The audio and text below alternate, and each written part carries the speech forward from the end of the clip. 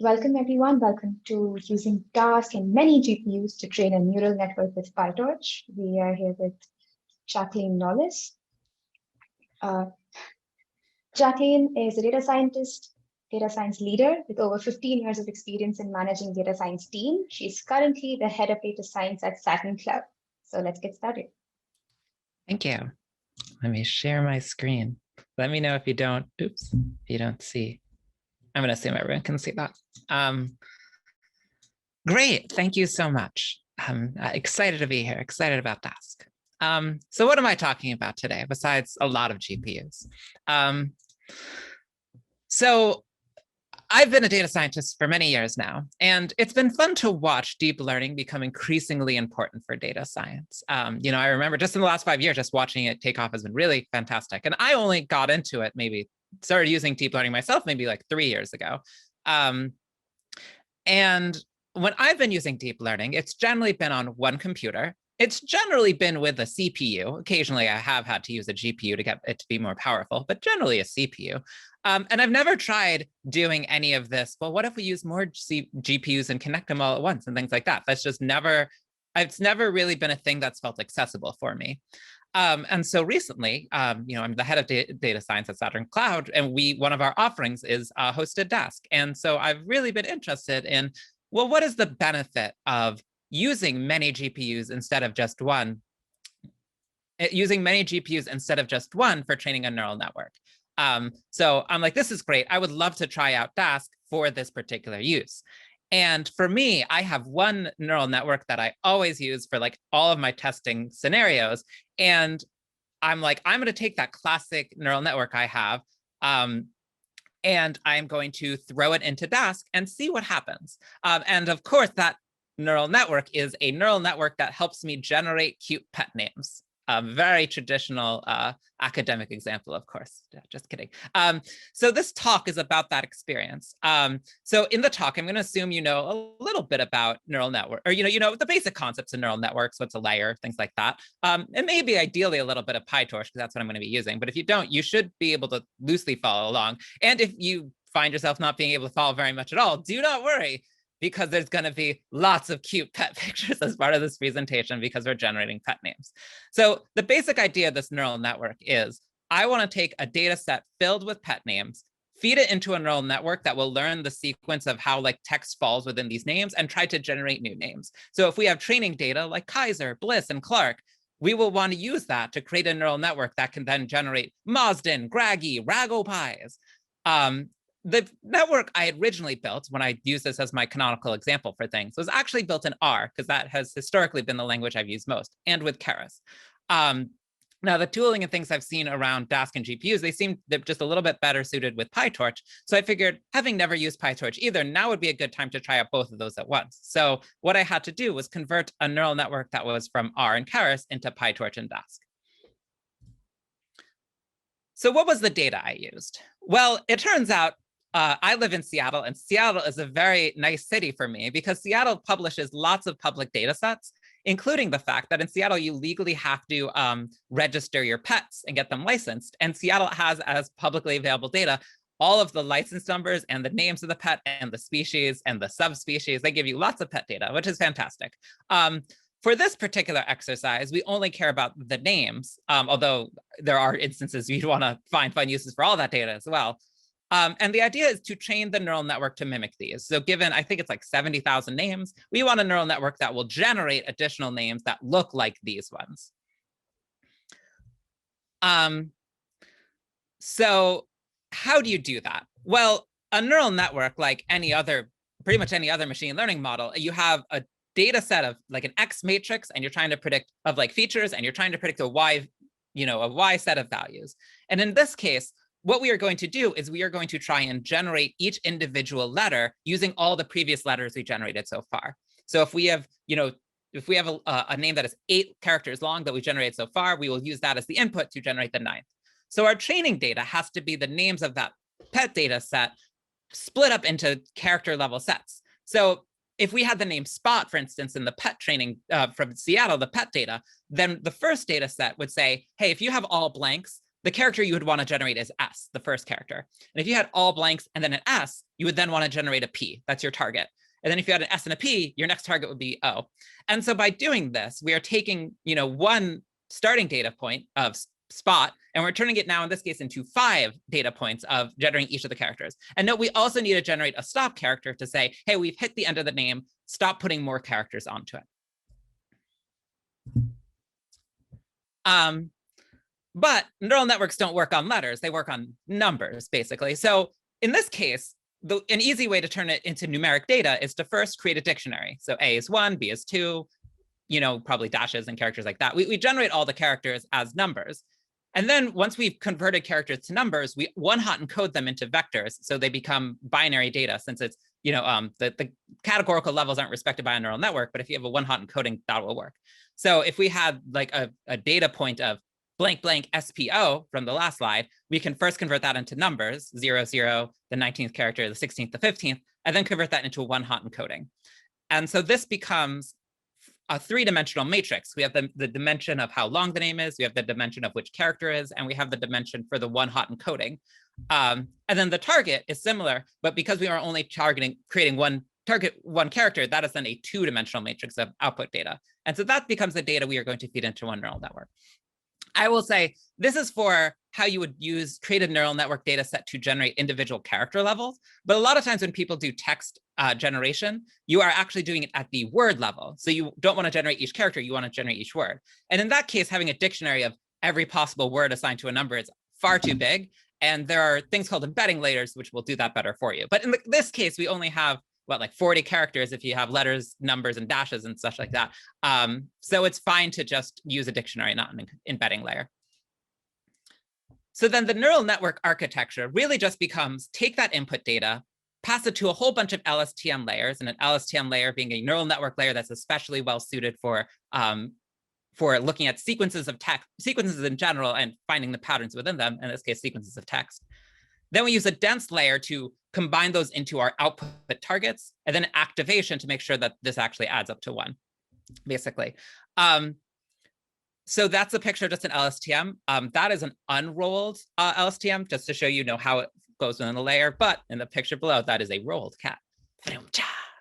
We're having fun here. Okay, so, but then I had to actually do the hard work of taking that architecture from R and Keras and turning it into PyTorch and GPU. Now, this isn't an R talk, so I'm not going to go deep into this, but I will just point out a couple of things that I was surprised by. When I was surprised that converting from R to Python was actually pretty straightforward. Like Keras exists in both languages, and that kind of a mapping and like the basic idea of a tensor, like all that stuff held true, especially because actually on the back end, R and Keras is just running the reticulated R package, which is secretly running Python. So all of that was pretty straightforward. I did run into a lot of trouble turning Keras into PyTorch.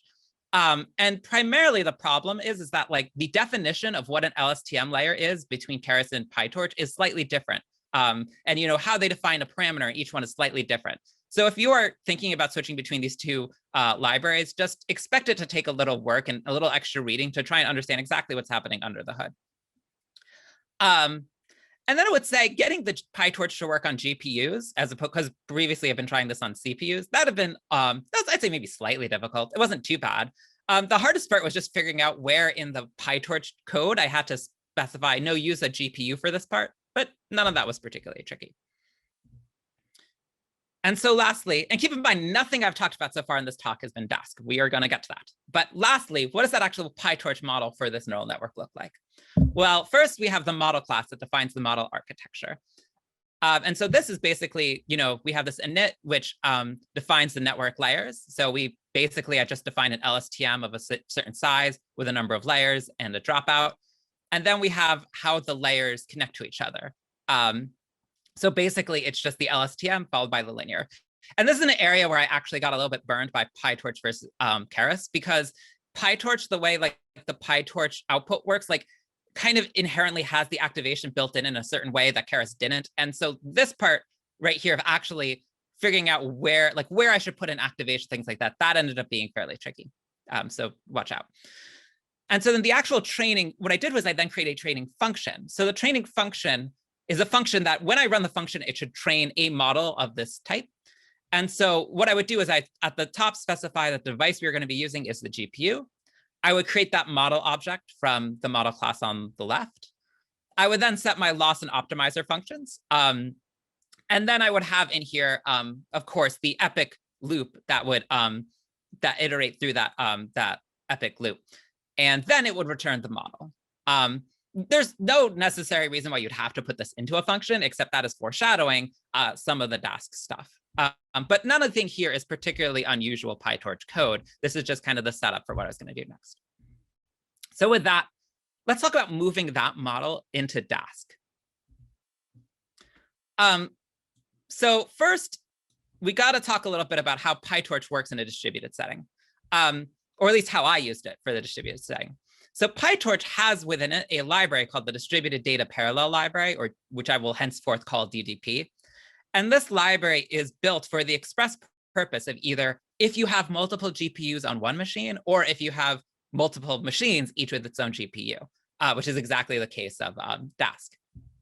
And so the way this, in like very rough colloquial approximation works is each GPU is going to have its own version of the model. So they're all going to have their own separate little models with parameters.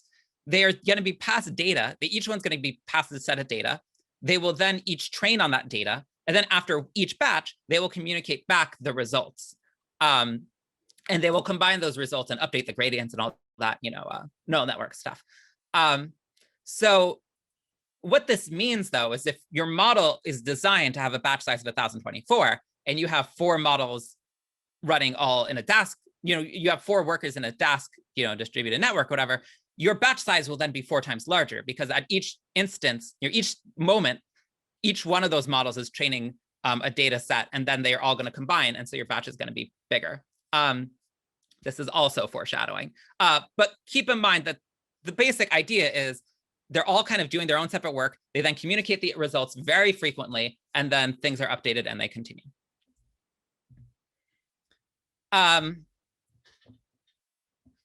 So how do you use DDP with Dask? How does that work?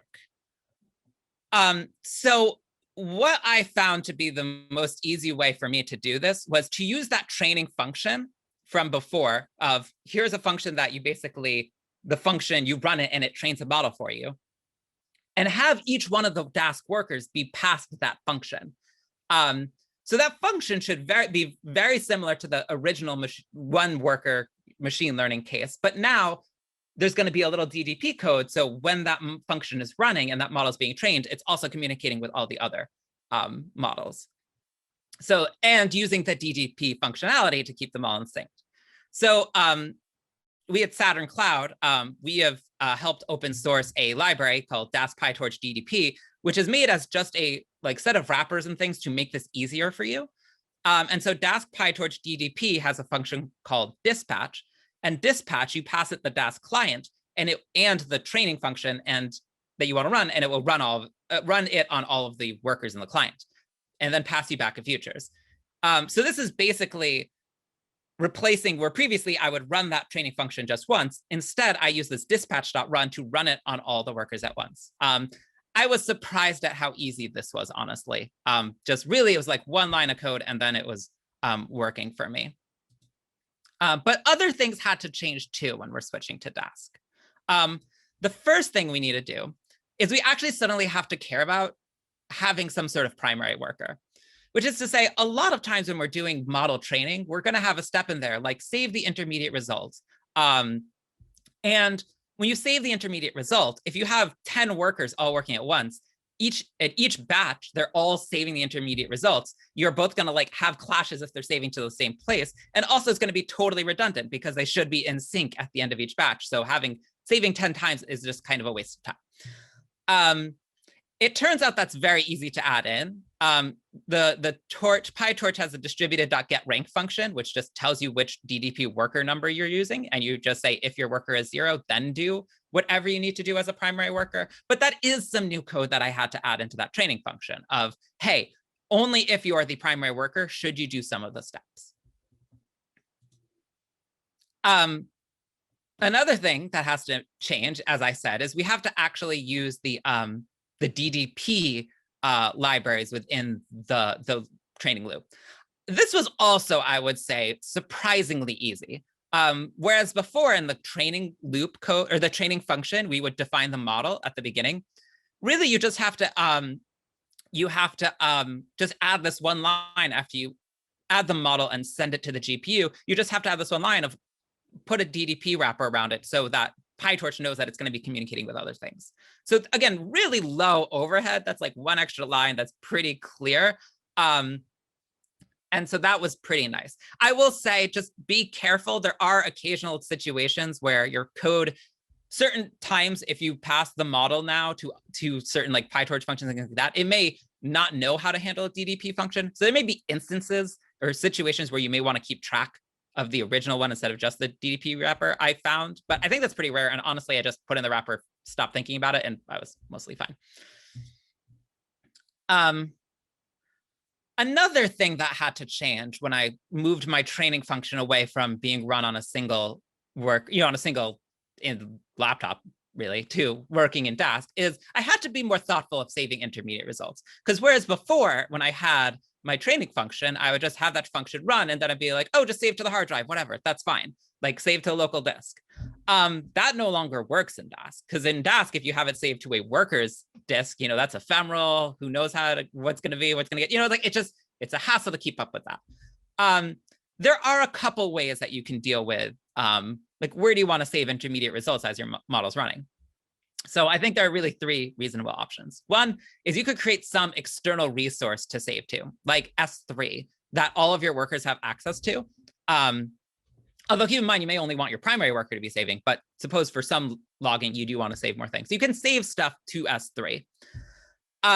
Another thing you can use is dask-pytorch-ddp does have functionality in it, and I kind of showed that at the bottom. It does have this submit result function that if you, after you use you call your dispatch.run, you can pass your futures to a process results function, and it will capture all of those intermediate results then on your client disk. So if you want to have things being saved from your workers while you're training straight to your client machine, the DDP, the Dask PyTorch DDP library can handle that for you. So that's another option. And then the last option is you can use a tool we've been really recommending hard at Saturn Cloud lately, weights and biases, which is free for most usage. It's free. It's hard to come up with situations where you will not like the free version. So you can use their free version or pay to, but you can use their free version. And then you basically, at the beginning of your code, you just log into weights and biases and init like a run. And then you just use run.log to log all of your results. This is especially great because weights and biases captures things like GPU temperature and things like that. And it can be set up very easily to capture these from all of your workers at once. So it really is the case that like you get the values you want to be storing, and you get them in like weights and biases cool UI where you can see graphs and stuff, and like all of it's stored and logged. And it's just a really great tool for doing any sort of model training, but especially ones that are very computationally intensive, like training a neural network. And then another thing that ended up being a little bit tricky with switching to Dask is I had to think about how I was distributing the data to all the workers, because before suppose I had code that would take my data set, chunk it up, and then pass it to my neural network to keep training. It's not clear I would want, you don't want every one of these different neural networks running concurrently to be trained. You don't want them to all get the exact same data because they'd be trained. You also, it's not even clear that you want the data shuffled and then still shuffled separately, but then sent 4 times, because that's still fairly redundant within an epoch. Like ideally an epoch is you look at each data set, each point in the data exactly once. So you need to take that data and chop it up so that each one of these now n workers gets 1/nth of it.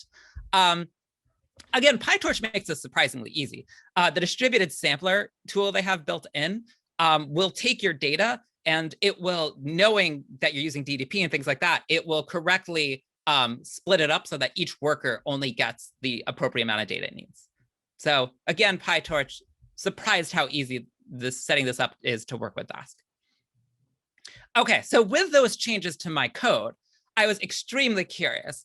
How much better is my my neural network going to do with trying multiple types of, numbers of workers and things like that.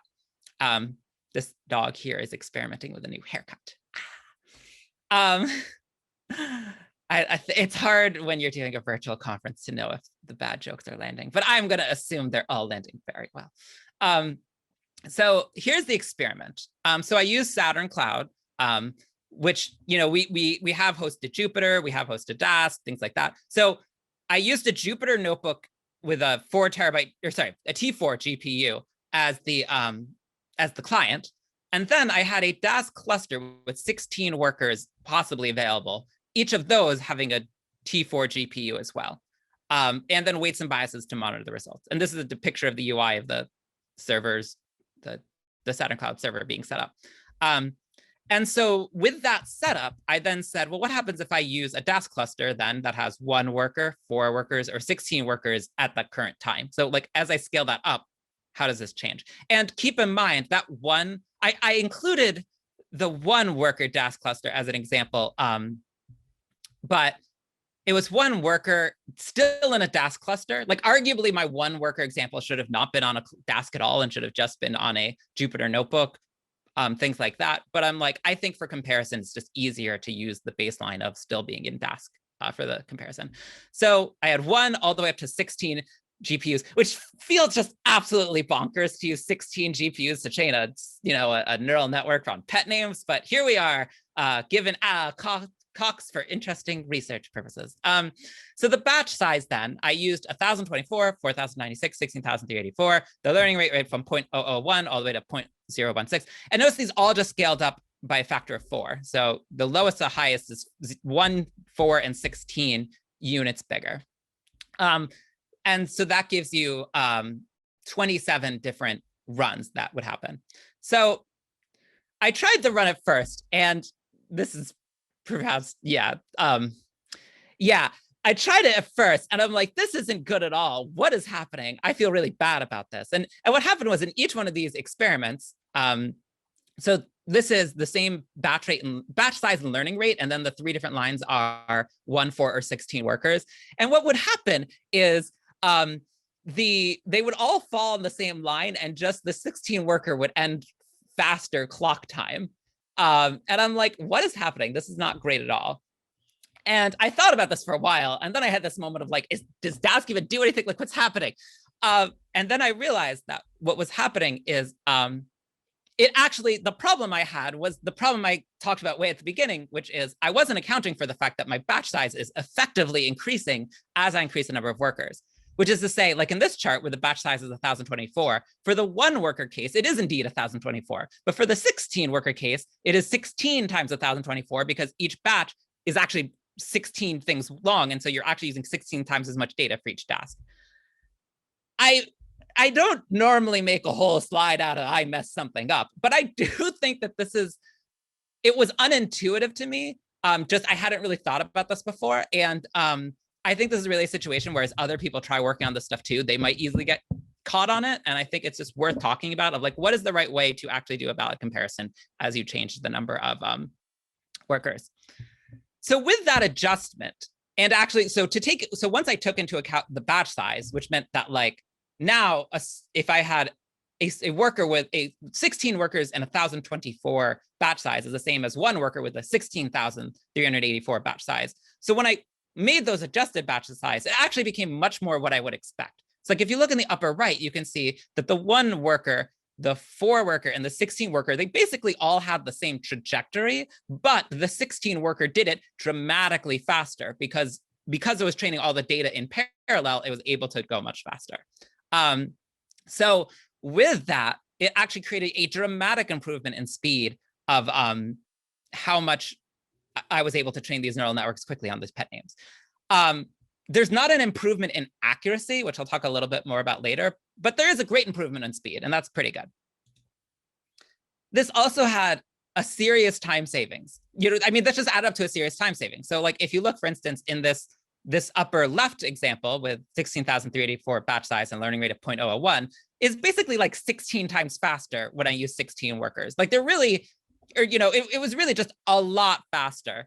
I don't I don't know, I didn't calculate the exact number, but like, look, that's a small line compared, or that's a small bar compared to that big bar. But again, in no experiment did actually, did having more workers make things worse. But the improvements were getting less and less, right? Like, it's not like there's a 4x improvement between these two. So there is some natural limit where like you throw enough GPUs at it, eventually it will stop helping you generate pet names. Which brings me to my caveats, which is this requires your Dask workers to communicate quickly. There are lots of communication happening between the workers. Like that adds a lag to things. So if there is, and I bring this up because when I was initially starting to do my experimentation, I realized only later the experiments were going well, and I realized only because there was like a light throttling on what the thing I was particularly using. And that light throttling meant that the things couldn't communicate super fast. And then suddenly the 16 case was actually like terrible. Which is just to say, you have to, like, it really does need to be the case that the workers for your Dask cluster can talk to each other quite quickly. I will also say that the smaller networks, they didn't get better results, they just got faster results. So it's not like suddenly my pet names are 10 times funnier by generating these neural networks with 16 GPUs, or 16 times funnier. They're not 16 times funnier, I just got the models fit faster. Now, with a large network, and there are people who know a lot more on this topic than me, I'm not an expert at this, but certainly with a large network or large neural network you want to train, where the batch size is perhaps so big that you can't fit it onto a single GPU, in those sorts of situations, this might actually be an improvement to accuracy. But for most of the work I do, oftentimes, like I said, I usually use a CPU even on a laptop when I'm training my neural network. So it's not like there's an actual benefit from having a larger thing working at once. And I will say there is, of course, a theoretical limit to this, where like at some point you're adding so many workers that the communication is slowing you down more than the training in parallel speeds you up. And especially with like a smaller neural network, which may do better with a smaller batch size, like there just comes to a point where it's not worth it anymore. So you're not literally always every time better, that's going to be better. And then lastly, I will give an alternate use to Dask. So one thing was as I was trying this out, I realized I actually had two very good use cases for Dask and GPUs. One was the one we just went through. But another thing was there's a lot of times where I had a set of parameters and I just wished to try out different sets of parameters very quickly, with that same training function. And then using Dask as like more of a map, that worked extremely well. So just being able to say, hey, take this whole parameter set and try training each model all concurrently and then getting the results, that actually has been quite useful for me too.